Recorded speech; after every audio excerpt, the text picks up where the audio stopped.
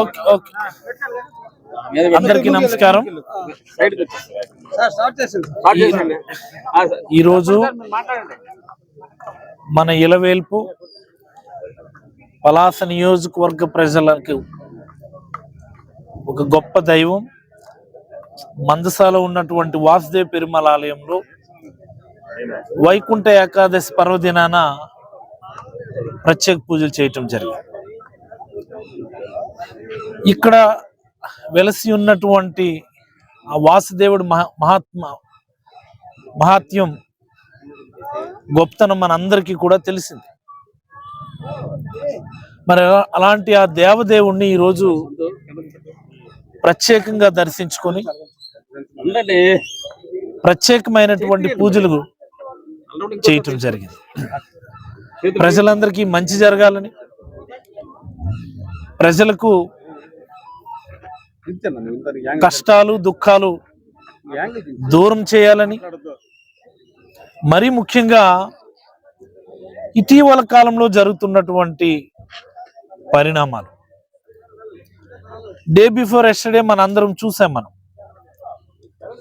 తిరుమల తిరుపతిలో జరిగినటువంటి ఒక దుర్ఘటన, ఒక ప్రమాదం, అడ్మినిస్ట్రేషన్ మీద అవగాహన లేకపోవడం వల్ల వచ్చినటువంటి ప్రాబ్లమ్స్ ఇవన్నీ కూడా చంద్రబాబు గారు నిర్ణయం ప్రకటించిన తర్వాత ఖచ్చితంగా పవన్ కళ్యాణ్ గారు మాట్లాడాల్సినటువంటి అవసరం ఉంది. లేదంటే ప్రజలందరికీ ఒక డౌట్ వస్తుంది, ప్రాణాలు పోవడం అనేది సనాతన ధర్మంలో కూడా భాగమే కావాలా అనుకోవాల్సి వస్తుంది. ఏం చేతంటే గోదావరి పుష్కరాల్లో చనిపోయినప్పుడు కూడా చంద్రబాబు గారు అన్నారు, ఏమి కుంభమేళాలో చనిపోవట్లేదా, పూరి రథయాత్రలో చనిపోవట్లేదా, మరి ఈ గోదావరి పుష్కరాల్లో చనిపోతే ఇదేదో పెద్ద సమస్యలా మాట్లాడుతున్నారు ఏంటన్నారు. అంటే ఇప్పుడు అలాగే తిరుమల వైకుంఠ ఏకాదశిలో కూడా చనిపోయారు కాబట్టి ఇదేదో సనాతన ధర్మంలో భాగంగా చనిపోవడం అనేది కామనే అనుకోవాల్సినటువంటి పరిస్థితి వస్తుంది. ఏం చేద్దంటే సనాతన ప్రొటెక్టర్ అన్నారు, సనాతన సేవియర్ అన్నారు పవన్ కళ్యాణ్ గారు. ఐఎమ్ ది సేవియర్ ఆఫ్ సనాతన ధర్మ అన్నారు. ఇది వెరీ ఇస్ దట్. మీరు మాట్లాడకపోతే, చంద్రబాబు గారు నిర్ణయం ప్రకటించిన తర్వాత మీరు రెస్పాండ్ అవ్వకపోతే సనాతన ధర్మం అంటే ఇదే కావాలనుకునేటటువంటి ప్రమాదం ఉంది. ఖచ్చితంగా పవన్ కళ్యాణ్ గారు మళ్ళీ నోరు తెరిచి మాట్లాడాల్సినటువంటి అవసరం, గమనించాల్సినటువంటి అవసరం. ప్రభుత్వ వైఫల్యమేంటి, టీటీడీ యాజమాన్య వైఫల్యమేంటి, గతంలో ఎందుకు జరగలేదు ఈ రకంగా, గతంలో జరగనటువంటి ఏవైతే గుడ్ ప్రాక్టీసెస్ ఉన్నాయో దాన్ని మీరు ఎందుకు ఆపేస్తారు, దాన్ని ఎందుకు మీరు మార్చేస్తారు ఇష్టానుసారం? ఎవరిచ్చారు మీకు అధికారం? మీకు ఇష్టానుసారం మీరు మార్చుకున్నటువంటి ఆ నిర్ణయం వల్ల, ఆ ఈఓ చైర్మన్ నిర్ణయం వల్ల ఈరోజు ఇంతమంది చనిపోయారు. ఖచ్చితంగా తిరుమలలో ఈ ప్రభుత్వం వచ్చినప్పటి నుంచి ఏదో ఒక రకంగా అపచార కార్యక్రమాలు జరుగుతూనే ఉన్నాయి, ఏదో రకంగా అపచార కార్యక్రమాలు జరుగుతూనే ఉన్నాయి.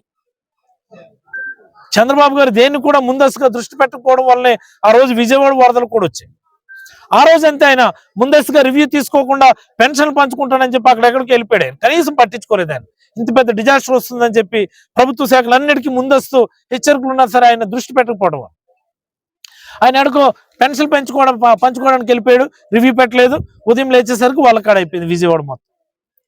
ఇదేనా మీ అనుభవం? ఇదేనా 14-15 సంవత్సరాల అనుభవం? ప్రజలందరూ గమనించాల.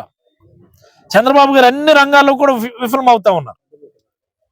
ఏంటి మీరు చేసే అభివృద్ధి, మీరు చెప్పినటువంటి సంక్షేమ మాటలేంటి? ఇది పద్ధతి కాదు. ఇది చంద్రబాబు గారు దీనికైతే భారీ మూల్యం చెల్లించుకోబోయేటటువంటి సందర్భం ఆసన్నమైందని నేనైతే అభిప్రాయపడుతూ సెలవు తీసుకుంటా ఉన్నాను. Any feedback?